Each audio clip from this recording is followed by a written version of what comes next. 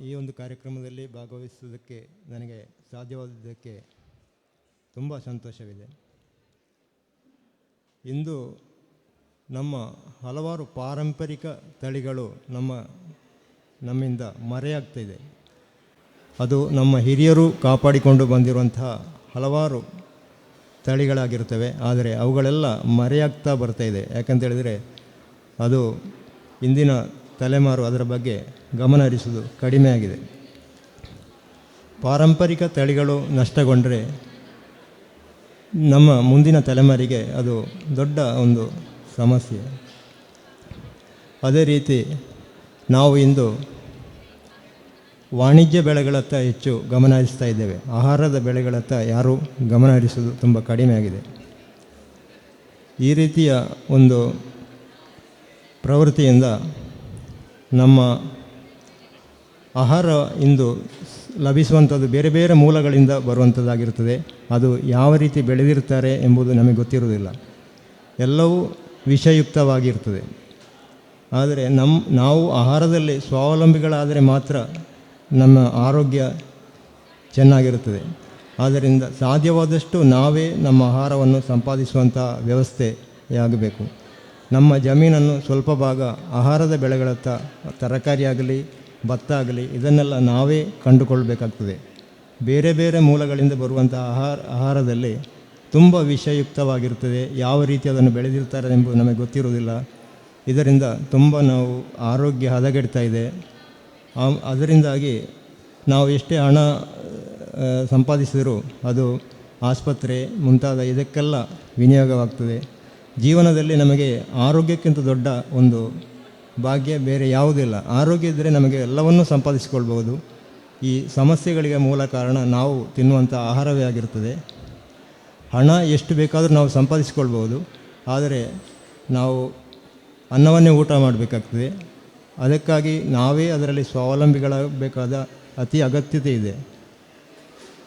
ಈ ಒಂದು ಅವಕಾಶ ಕೊಟ್ಟದಕ್ಕಾಗಿ, ನನ್ನನ್ನಲ್ಲಿ ಕರೆಸಿದ್ದಕ್ಕಾಗಿ ಎಲ್ರಿಗೂ ಧನ್ಯವಾದ ಹೇಳ್ತಾ ನನ್ನ ಈ ಒಂದೆರಡು ಮಾತನ್ನು ಮುಗಿಸ್ತಾ ಇದ್ದೇನೆ. ಈ ಒಂದು ಕಾರ್ಯಕ್ರಮದಲ್ಲಿ ಭಾಗವಹಿಸುವುದಕ್ಕೆ ನನಗೆ ಸಾಧ್ಯವಾದದ್ದಕ್ಕೆ ತುಂಬ ಸಂತೋಷವಿದೆ. ಇಂದು ನಮ್ಮ ಹಲವಾರು ಪಾರಂಪರಿಕ ತಳಿಗಳು ನಮ್ಮಿಂದ ಮರೆಯಾಗ್ತಿದೆ. ಅದು ನಮ್ಮ ಹಿರಿಯರು ಕಾಪಾಡಿಕೊಂಡು ಬಂದಿರುವಂತಹ ಹಲವಾರು ತಳಿಗಳಾಗಿರ್ತವೆ. ಆದರೆ ಅವುಗಳೆಲ್ಲ ಮರೆಯಾಗ್ತಾ ಬರ್ತಾಯಿದೆ. ಯಾಕಂತೇಳಿದರೆ ಅದು ಇಂದಿನ ತಲೆಮಾರು ಅದರ ಬಗ್ಗೆ ಗಮನ ಹರಿಸುವುದು ಕಡಿಮೆ ಆಗಿದೆ. ಪಾರಂಪರಿಕ ತಳಿಗಳು ನಷ್ಟಗೊಂಡರೆ ನಮ್ಮ ಮುಂದಿನ ತಲೆಮಾರಿಗೆ ಅದು ದೊಡ್ಡ ಒಂದು ಸಮಸ್ಯೆ. ಅದೇ ರೀತಿ ನಾವು ಇಂದು ವಾಣಿಜ್ಯ ಬೆಳೆಗಳತ್ತ ಹೆಚ್ಚು ಗಮನ ಹರಿಸ್ತಾ ಇದ್ದೇವೆ. ಆಹಾರದ ಬೆಳೆಗಳತ್ತ ಯಾರೂ ಗಮನ ಹರಿಸುವುದು ತುಂಬ ಕಡಿಮೆ ಆಗಿದೆ.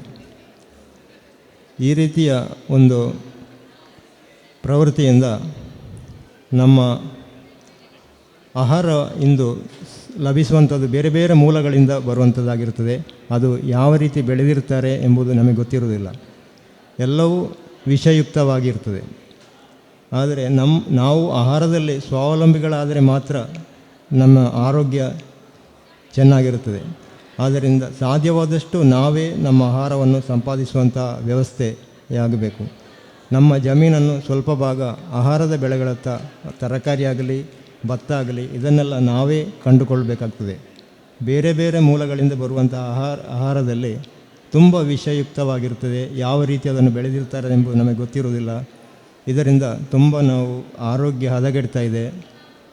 ಅದರಿಂದಾಗಿ ನಾವು ಎಷ್ಟೇ ಹಣ ಸಂಪಾದಿಸಿದರೂ ಅದು ಆಸ್ಪತ್ರೆ ಮುಂತಾದ ಇದಕ್ಕೆಲ್ಲ ವಿನಿಯೋಗವಾಗ್ತದೆ.